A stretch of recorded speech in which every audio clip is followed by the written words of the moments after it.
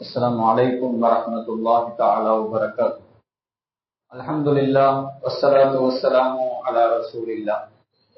கண்ணியத்திற்குரிய அல்லாஹ்வினுடையார்களே, நாம் நேற்று வரலாறு என்பது எவ்வளவு முக்கியத்துவம் வாய்ந்தது, அந்த வரலாறு எவ்வளவு பெரிய மாற்றங்களை எல்லாம் இந்த உலகத்திலே ஏற்படுத்தியது,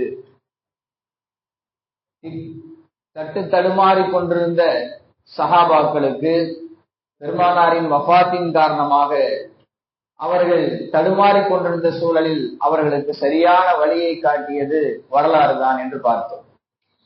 மரியாதைக்குரியவர்களே, அல்லாஹ் வரலாறை அறிவது அவசியம் என்பதை திருக்குர்ஆனிலே பல இடங்களிலும் அல்லாஹு தஆலா குறிப்பிட்டு காட்டுகிறார். நீங்க சொல்லுங்க, மனிதனுக்கு ரொம்ப அவசியமானது எது? சாப்பாடு, தண்ணி, தூக்கம், உடை, இருப்பிடம், இப்படியே நாம சில விஷயங்களை அடுக்கிக் கொண்டே போவோம். காற்று மனிதனுக்கு அவசியம். ஆனால் மனிதனுக்கு ரொம்ப ரொம்ப அவசியமானது எதுவென்றால் ஹிதாயத் அவசியம், நேர்வழி அவசியம். அல்லாஹ் ஆதம் அலைஹிஸ்ஸலாம் அவர்களை சொர்க்கத்துல படைத்தான். அவருக்கு ஜோடியாக ஹவ்வாவை படைத்தான். அவர்கள் இருவரையும் சொர்க்கத்திலே அவர்கள் ஆனந்தமாக இருந்தார்கள். அவர்கள் அல்லாஹ் தடுத்த ஒரு கனியை உட்கொண்ட காரணத்தினாலே அல்லாஹ் இந்த பூமிக்கு அனுப்பினான். நாம் வரலாறு படித்திருக்கிறோம். அல்லாஹ் ஆதம் அலைஹிஸ்ஸலாம் அவர்களை படைத்ததே நம்ம எல்லாம் சொல்லுவோம், அவங்க தடுக்கப்பட்ட கனியை சாப்பிடாம இருந்தா சொர்க்கத்திலே இருந்திருக்கலாம் அப்படின்னு சொல்லுவோம்.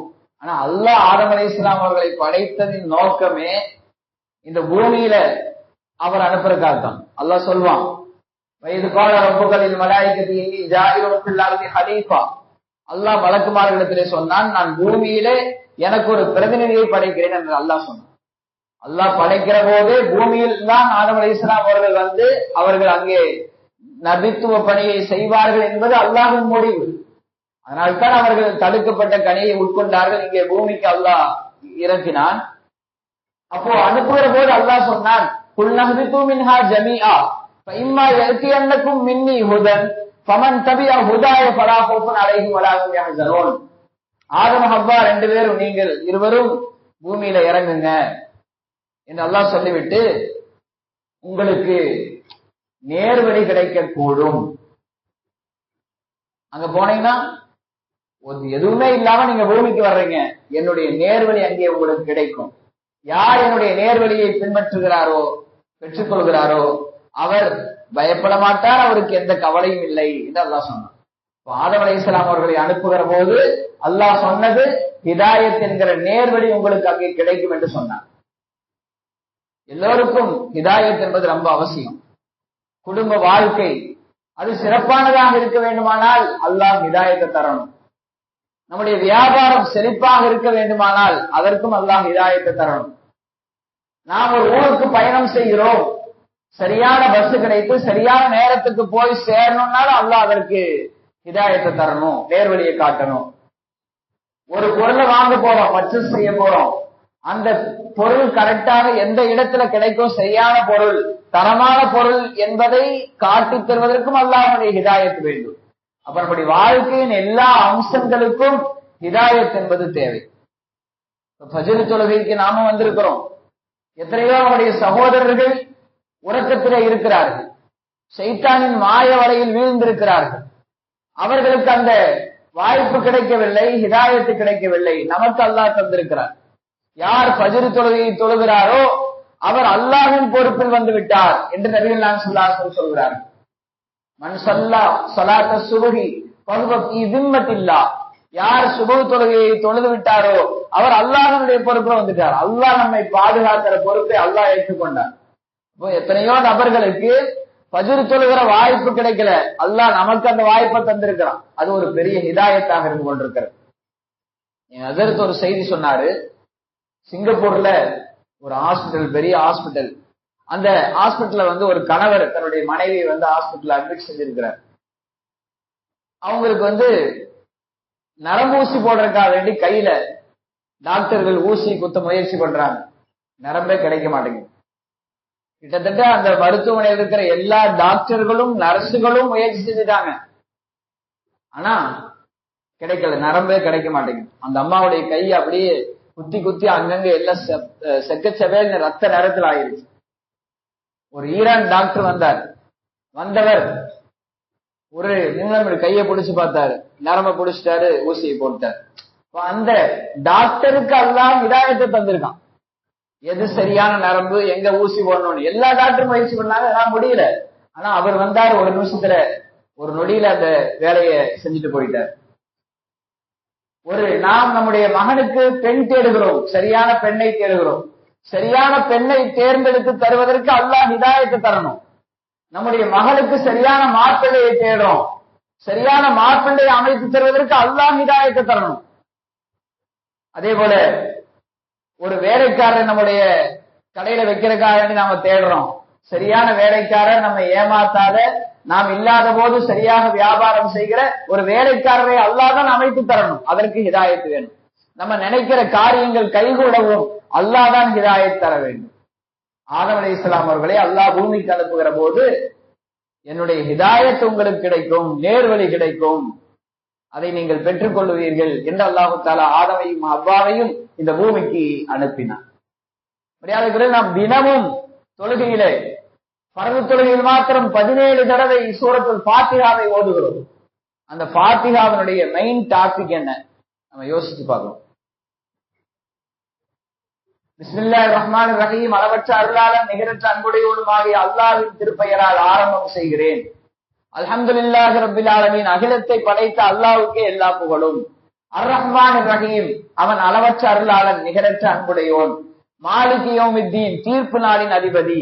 ஈயாக்க நஅபுது வ ஈயாக்க நஸ்தஈன், இறைவா உன்னையே நாங்கள் வணங்குகிறோம், உன்னிடத்திலேயே உதவி தேடுகிறோம். இஹ்தினஸ் ஸிராத்தல் முஸ்தகீம், மேல சொன்ன விஷயங்கள் எல்லாமே அல்லாஹ்வை புகழுகிற விஷயம். இதுதான் மெயின் டாபிக்.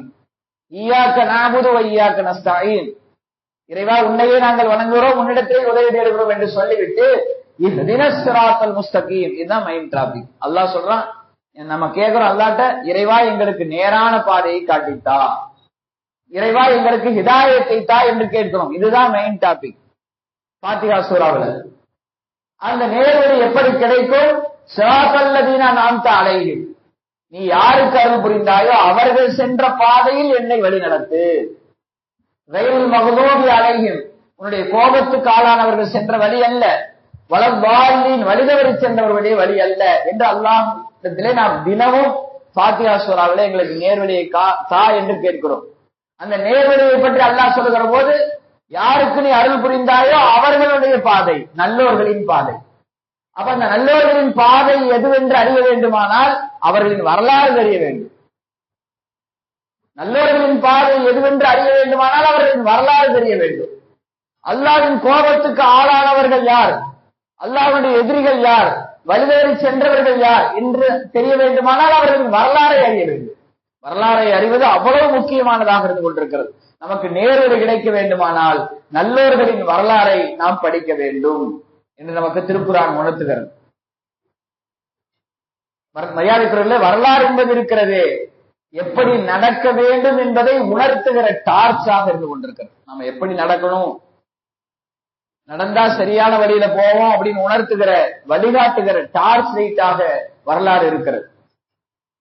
நாயகம் ஸல்லல்லாஹு அலைஹி வஸல்லம் வரலாற்றை நாம் முதலிலே பேச எடுத்திருக்கிறோம். குறுகிய நேரமாக இருக்கிற காரணத்தினாலே அதிகபட்சம் 2 அல்லது 3 மாதம் ஆகலாம். வரலாற்றை பேசி முடிக்க 2 அல்லது 3 மாதம் ஆகலாம். வரலாற்றை படிப்பினைகளோடு பேசுவதற்கு அவ்வளவு காலம் பிடிக்கும்.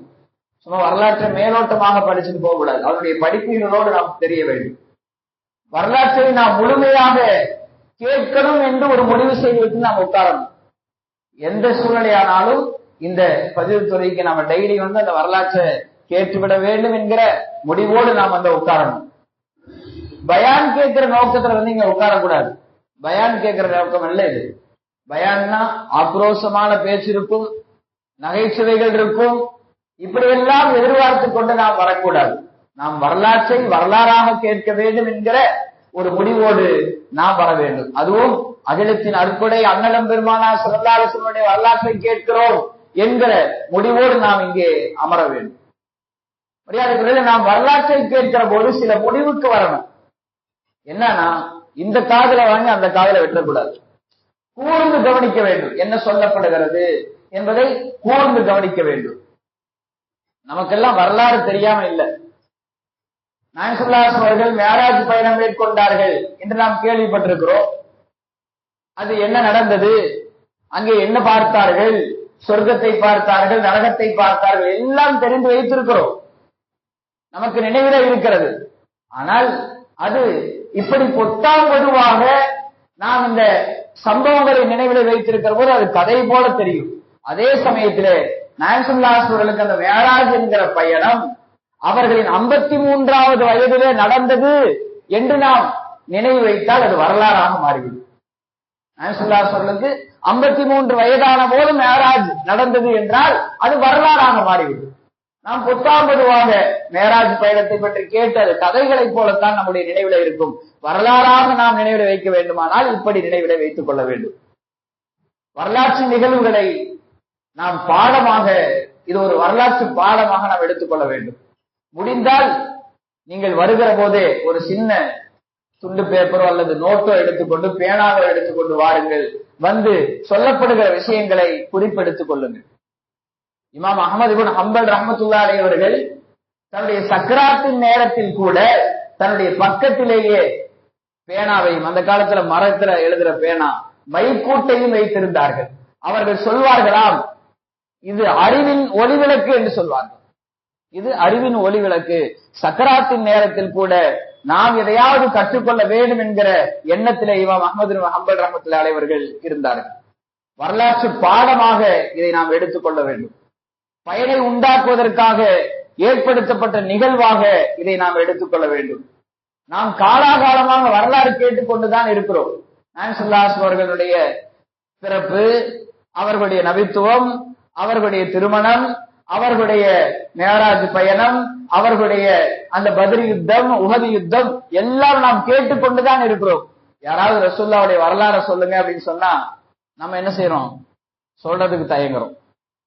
நம்மால் ஒரு கோர்வையாக அதை சொல்ல முடிவதில்லை. கோர்வையாக நம்மால் சொல்ல முடிவதில்லை. சின்ன சின்ன சம்பவங்களாக பெருமானாருடைய வரலாற்றை நாம் நினைவில் வைத்திருக்கிறோம். ஆனால் நம்மால் யாராவது வரலாற்றை சொல்லுங்க அப்படின்னு சொன்னா நம்மால் கோர்வையாக அதை சொல்ல முடிவதில்லை. அல்லாஹ் குர்ஆன்ல சொல்றான், அன்னபி அவுலாபில் முஃமினீன மின் அன்ஃபுஸிஹிம். நாயகம் ஸல்லல்லாஹு அலைஹி அவர்கள் இருக்கிறார்களே, மூமின்களுக்கு உயிரை விட மேலானவர். வஅஸ்வாஜுஹு உம்மஹாத்துஹும், அவருடைய மனைவிமார்கள் உங்களுக்கு தாய்மார்கள் என்று அல்லாஹ் சொல்றான். அப்படின்னா ரசூலுல்லாஹ் நமக்கு தந்தை உறவு முறையாக, அனபி மன்சிலத்தி அபீக்கும் அப்படியே சொல்றாங்க ரசூலுல்லாஹ், நான் உங்களின் தந்தை வழிமுறையாக, தந்தை முறையாகிறது என்று சொல்கிறாங்க. நமக்கு நம்முடைய தந்தையை பற்றி, அவர்களுடைய பரம்பரையை பற்றி தெரியாமல் இருப்போமா? நம்முடைய சின்னத்தாமார்கள், பெரியத்தாமார்கள், மாமா, மாமி போன்ற உறவுகளை பற்றி நாம் தெரியாமல் இருப்போமா? யோசிச்சு பார்க்கணும்.